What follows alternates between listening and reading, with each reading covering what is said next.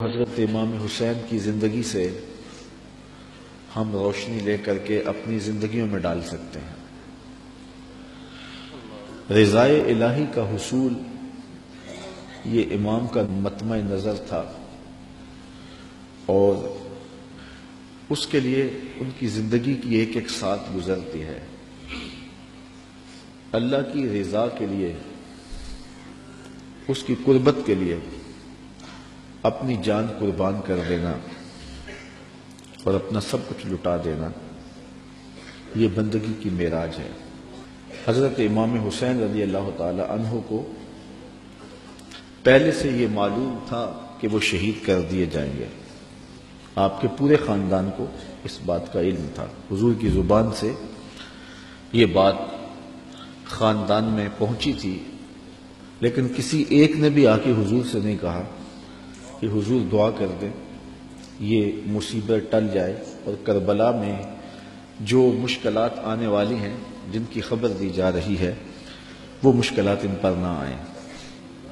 آپ تاریخ پڑھ لیں، یہ نہ حضرت سیدہ فاطمہ نے کہا ہے، نہ مولا کائنات نے آ کے عرض کی ہے، نہ خود امام حسین رضی اللہ تعالی عنہ نے حضور کی بارگاہ میں کہا ہے، نہ حضور نے کہا ہے کہ مالک حسین سے شہادت ٹال دے، بلکہ حضور کے ہاتھ اٹھتے ہیں تو دعا یہ نکلتی ہے، اللہم آت الحسین صبرا و اجرا، اے اللہ میرے بیٹے حسین کو صبر بھی بخش دے، اجر بھی بخش دے۔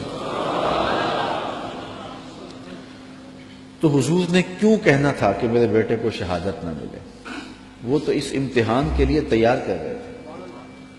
استاد جب شاگرد کو پڑھاتا ہے، محنت کراتا ہے، تو وہ یہ کبھی نہیں چاہتا کہ میں نے جو اس کو محنت کروائی ہے اس کے امتحان نہ ہو۔ وہ کہتا ہے یہ امتحان گاہ میں جائے، زمانے کو پتہ چلے کسی استاد نے پڑھایا تھا۔ تو حضور حضرت امام حسین کے لیے دعا مانگ رہے ہیں کہ مالک اسے صبر بھی دے، اجر بھی دے۔ جب کربلا میں حسین پیاس کاٹے تو پھر بھی ان کی زبان پر شکایت کا لفظ نہ آئے تو لوگ کہیں واقعی پیغمبر کی زبان چوسی تھی۔ حضرت امام حسین واقعی حضور کے کندھوں پہ کھیلے تھے، حضور نے ایسے ہی اپنا بیٹا قرار نہیں دیا تھا، اور یہ صبر کا امتحان تھا جو حضرت امام حسین رضی اللہ تعالیٰ عنہ نے دیا۔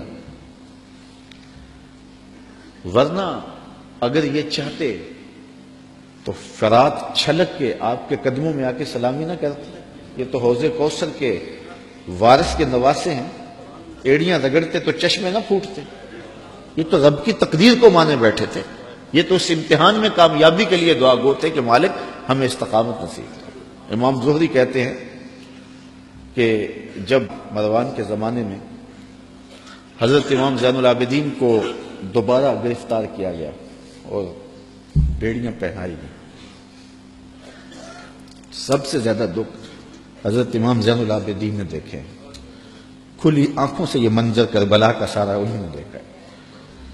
کہتے ہیں واقعہ کربلا کے بعد امام زین العابدین کبھی بھی ہنسے نہیں تھے اور کبھی ٹھنڈا پانی بھی نہیں پیا تھا۔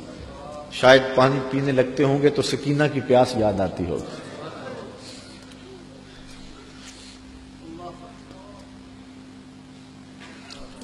لیکن آپ کے ہاتھوں میں ہاتھ کڑیاں ڈال لی گئی اور قید میں ڈال دیا گیا۔ امام زہری کہتے ہیں کہ میں نے جو ہی امام کو دیکھا تو امام زہری رو پڑے۔ امام زین العابدین نے کہا زہری رو کیوں رہے ہو؟ میں نے کہا حضرت آپ کے ان ہاتھوں میں ہاتھ کڑیاں ہیں، پیغمبر زادے ہو، دنیا کو دین دیا ہے، اور آج آپ کے ہاتھ میں ہاتھ کڑیاں ہیں۔ امام زہری کا دل پھٹتا جا رہا ہے۔ امام زین العابدین فرمانے لگے زہری پریشان ہونے کی ضرورت نہیں، ہم تو اس کی تقدیر کے اوپر راضی ہیں، ورنہ یہ زنجیریں کیا ہیں؟ آپ نے جھٹکا دیا، زنجیریں ٹوٹ گئیں۔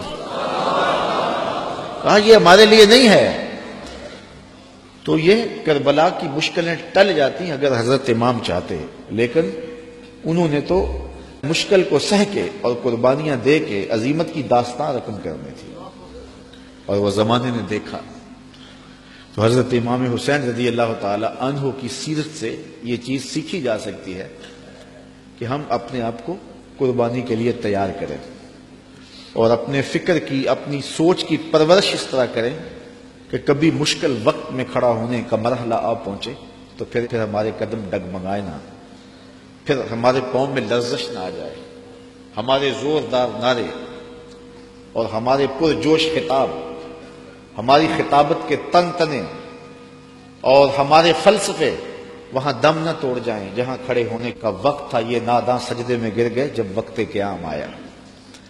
تو ہم نے اپنی پرورش حضرت امام حسین رضی اللہ تعالی عنہ کی اس فکر کی روشنی میں کرنی ہے، تاکہ اگر کوئی ایسا وقت آن پہنچے تو پھر ہمارے قدم اکھڑنے نہ پائیں۔